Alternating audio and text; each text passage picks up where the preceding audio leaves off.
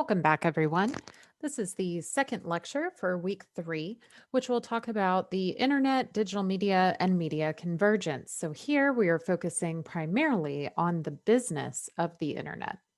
Convergence has been happening for a while now, but we've really seen it in the past 5 years. You can think about the convergence with every single platform, whether it be your smartphone, your computer, your tablets, even your TVs are now smart TVs with apps and the ability to connect to the internet. Smartphones and touchscreen technology has really made convergence possible. It really started with the first popular smartphone, which was the BlackBerry. If you've never heard of or seen a BlackBerry, they were actually pretty large phones that had a full keyboard that you typed into. And they were mostly known for working professionals, but became popular as they were able to connect to the internet.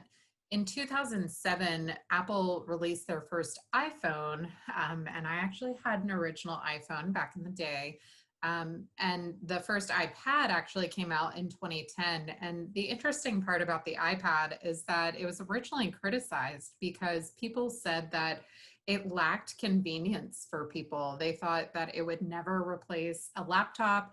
And we've seen how the kind of integration of new technologies and things like that have really made iPads and tablets more popularized. You can see that in the innovation in all the different types of tablets that we have now, from Kindle Fire to Surface tablets. In addition, apps are really a large part of media convergence because they allow you to get a lot of information very quickly and without a lot of storage on your devices. The App Store in 2020 says that there are 2 million apps on the Apple App Store. Google Play always seems to have a few more apps than Apple does. They have 2.96 million apps. And apps are a large part of the media industry. In January of this year, Apple Store actually reported its largest sales day ever on New Year's Day, $386 million in App Store sales, which was an increase of 20% from New Year's Day 2019. So you can see that this is big business for a lot of people, and convergence is just going to continue as these technologies merge and integrate with one another. The impact of convergence is that it really blurs the lines between different types of media. It changes the way that we interact with different media and technologies. For instance, while you're watching my videos, you might also be scrolling through Facebook or Instagram. And you may not know it, but a lot of these applications and apps are actually owned by very similar companies. So, for instance, Instagram and its integration with Facebook and things like that. So what you're getting is a walled garden effect. Your textbook talks about this, where all operations are controlled by the operator, and you're really within this walled garden. If you think about like really tall hedges where you can't see outside of the garden, that's what the walled garden effect refers to. And when you're inside an app, all you really see is what's in that app. Everything you can do is controlled by that app creator and designer. And so that can happen both with apps as well as websites. And so it changes the way that we interact with the walled garden, because a lot of us are second screening while we're doing other things within our apps. There's also changing economics within the convergence. So we originally had Napster, which was one of the largest digital music providers. And then now iTunes has become that music provider for the current era. Amazon completely changed the way that books were delivered, where we had the traditional paperback books or hardback books that were sold in stores. Amazon created electronic books. They didn't create them, of course, but they made them more popularized for various people with the invention of the Kindle and other devices that were able to read ebooks a lot easier. Amazon also has Audible, which is their audiobook service. I love Audible personally and listen to it all the time, but it really changed the book industry, which we'll talk about in more detail in future weeks.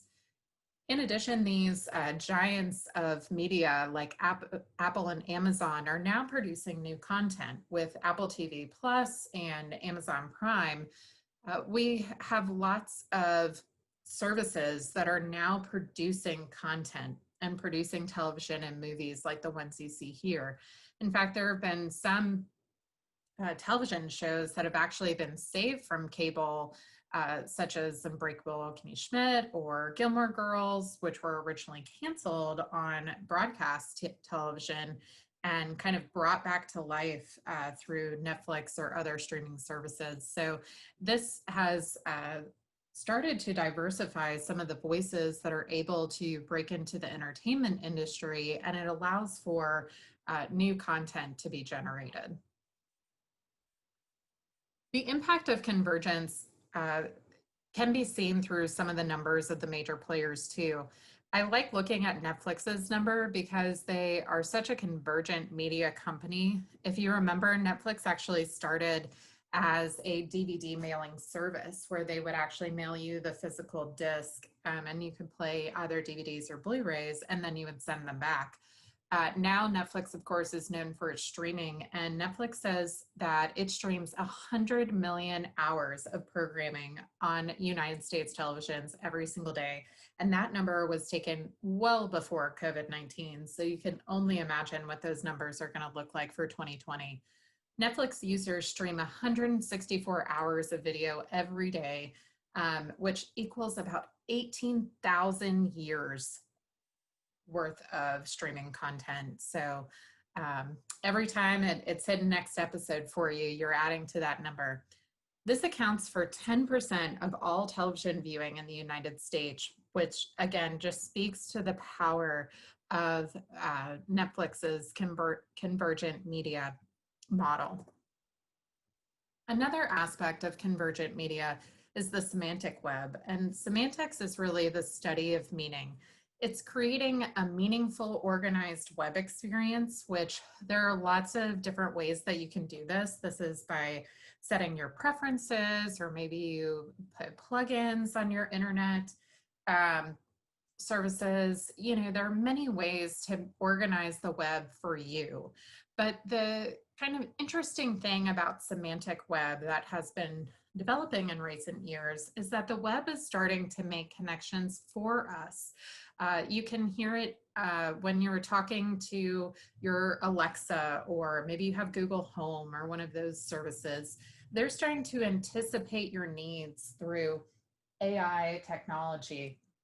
For instance, my daughter, who is 5, loves to ask Alexa a joke every morning. And so now when we say, "Good morning, Alexa," she'll ask Skylar, "Do you want to hear a joke today?"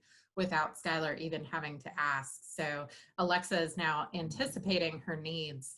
In fact, Amazon just recently piloted something. They're starting to talk about anticipatory shipping, which means in their regional warehouses, they're starting to send things that they think you will order before you ever order them, based on your previous shopping habits, based on the needs from suppliers. They're going to anticipate what you're going to buy and be able to ship that from regional warehouses instead of national warehouses to cut down on delivery time. So these are some of the many ways that the web is being organized for us, and the meaning of our communication with the web is starting to connect for us rather than us connecting it for our own experience. Ownership is also important to consider in media convergence. Remember, there are 2 definitions of media convergence. The second is really who owns the media, and those ownerships really being very limited to some big key players.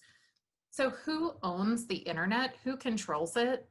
Well, if you'll remember back to the creation of the internet, when the Defense Department first created it, they did not want to have any ownership of the web. They didn't want to have an off switch for the net because it was a network. It was meant to help multiple people and institutions. And so there's no real ownership of the internet. And yet, people try to control the internet through various means. And there's three primary control issues when talking about internet control and ownership. The first is the security of your personal information. So when you're putting your information into the web, who has it? Who gets to keep it? And who can see it once they have it? And so those are things that you can control by monitoring your privacy settings. And you can also control it by determining how you give out your information on the internet, which of course you need to be very careful in doing so. But in addition, organizations and legal experts are trying to figure out really who has ownership of that personal information. And that's still kind of being debated currently. There's also a debate about the appropriateness of online materials, particularly when it comes to children and materials, and how we can censor or limit some things on the internet, which we'll talk up more about here in a second. The third is who can access the internet and to what degrees should the internet be open to all. And so this really these three key issues are determined by the major leaders in control of the internet, and they happen to be the big five that you see here. The reason they're called the big five is because they own a majority of the technology, the assets, and the data that we use in our everyday lives. When you think about all the things that a single company like Apple or Google owns, and then now consider all the information that you give to these devices, they become very important players in who controls and owns your information and is able to have a voice in the restriction of internet and digital media access. And so it's important to be thinking about these owners because they have a key stake in these conversations that we'll talk a little bit about later. One of the primary things that we can do to protect our information is through online safety. This is part of digital media literacy, is knowing how to keep your information private and safe. And I'll be honest, there is no such thing as true privacy on the web. I always like to tell my students that the internet is written in ink and not pencil, because even if you go back and delete a post in social media, it's very likely that someone will be able to find the information that you post on the web years and years afterwards. So you have to be very careful about what you put on the internet and on your social media channels. This is done primarily through data mining, which is the gathering of data and information by various organizations. Data mining may sound scary, but it can actually be used for great good too. And so there has to be a key balance in how much information you give and how much information organizations should be able to gather on individuals. In addition, there are cookies, which are used to create marketing profiles for advertising. If you've ever searched, you know, comfortable shoes, for instance, on and never purchased an actual item, you'll notice that your advertisements on various platforms will now show you all different kinds of comfortable shoe brands. And this is because of the cookies that are created when you search things on the internet. It's generating marketing profiles that can be used for targeted advertising in the future. So make sure you're going through and clearing out your cookies regularly so that you're not amassing great amounts of data that can be used against you. Spyware is info gathering software that's usually hidden in downloads. So it's important that when you are downloading things from the internet that you're doing so from reliable companies and sources, and that you are using technology and other programs that would prevent spyware from entering your computer. Also, pop-up blockers help prevent the spyware as well. Opt-in and opt-out policies are usually driven by the organization. Opt-in policies mean that you are opting in to sharing your information, and it requires you to actually say, yes, I want to give you my information. Where an opt-out policy requires you to go into your account, usually online through an organization, and actually click, I don't want my information to be shared here. And while it may seem like a very small difference, choosing to, yes, share my information, or no, I don't want my information there, it's actually a key part of privacy, because consumers and privacy advocates really want to have to be willing to give their information rather than have to take the effort to go and say, no, you can't have it. Where, of course, organizations and for-profit companies really want an opt-out policy because they want as much information as possible. They know that most people are not going to take the time to opt out of sharing their information. Finally, you need to be aware of what's called phishing, but it is spelled with a PH. I didn't make a misspelling here.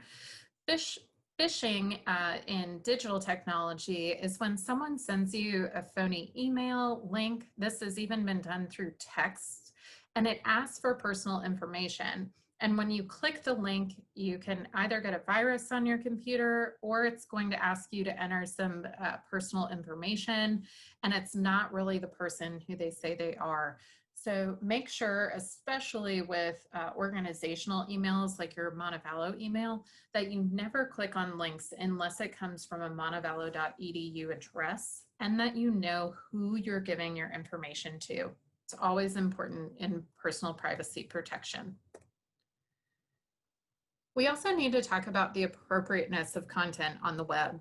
After 9/11, the United States passed the Patriot Act, which grants law enforcement the power to intercept online communication, both emails and browsing history. This was done primarily to prevent terrorism. And so you need to know that the government does have the ability to look at your email and browsing history with cause. In addition, the government and federal funded libraries and schools have the ability to filter content for appropriate under the Children's Internet Protection Act. The filters have to be done manually through schools and libraries, but they are meant to block obscene, pornographic, or harmful to minors material. And so therefore, those sites are filtered if the organization is receiving federal funds. But what about sites that are dangerous for public safety? For instance, this gentleman is known for publishing printouts, patterns for 3D printed guns. And some people say that he has a right to do this because of the First Amendment and free speech. And yet other people say that it's a violation of public safety and gun control, because when you print a gun using a 3D pattern, it will not have a serial number. It does not have to be registered. And while it is very expensive and not very likely to be used for, an everyday public individual, it can help you circumvent gun laws and gun regulation. So to what degree should we allow content like this to be posted online? And this is something that the courts and our government are still deciding, and something that you should be considering as well. In addition, the American Academy of Pediatrics is very concerned about the amount of screen time that young individuals are receiving, especially in convergent media era, where my 5-year-old knows how to get on my cell phone and take pictures on Snapchat. But with screen time, there are some very dangerous physical and mental effects of having too much screen time. So the American Academy of Pediatrics suggests that parents limit the time that children have device screen time. And yet we all know that in this era of COVID, We're having to do remote learning, which requires you to be on screens. All of our technology can be educational, but it can also be harmful according to these experts. And so we need to kind of be thinking about, where do those limits lie and who should be setting them? While internet addiction is fairly rare, it is something that we need to consider. The rates have actually been rising pretty steadily recently, and the variables that tend to lead to addiction are being male and very young. So, a lot of you fall in the category of the age group, and having early exposure to the internet at a frequent pace. And so, as the younger generations are starting to use internet more and more at a young age, and other digital devices at a young age, it's important that we consider internet addiction as something that could possibly be rising in the future. Finally, we come to the third point of media ownership, which is digital access. The digital divide is a concept that talks about the have and have nots. And there are really two pieces of the digital divide. The first is economics, which means that you have enough money to have a computer or smart device that can connect to the internet. And second is being able to have access to the internet, either being able to pay for it or having a company that provides internet access to your location. Research has shown that race, age, and education all impact access, and 73% of Americans have access at home, but minorities, older adults, and rural residents are less likely to have this internet connection, which increases the digital divide. 17% of the American population are smartphone only internet users. These are primarily younger adults, non whites, and lower income families. And the reason this is important is because smartphones have been shown to close the gap in the digital divide. Typically, a smartphone is a lot cheaper than buying a PC or laptop, or some versions of smartphones, of course. And there are government assistance programs that provide smartphones for some families at lower income levels. And so this could be a potential way that we close the digital divide, but it's still an issue that needs to be addressed. And I'm sure many of you, being in rural areas, know that even if you have internet access, it may not be reliable to do everything that the technological demands of remote learning or other internet access needs have.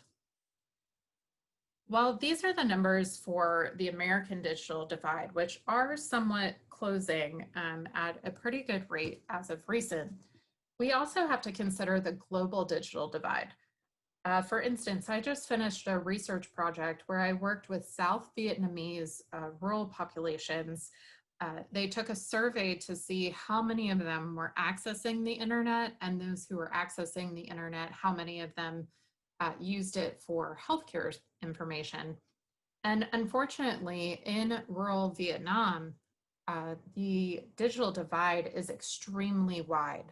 And it is still based on these similar categories where older adults, rural residents, and a lack of education all increase the digital divide. And so it's important to be considering global programs that could educate and close that gap. Finally, net neutrality is the idea that every web user has the right to the same internet network speed as well as access to it.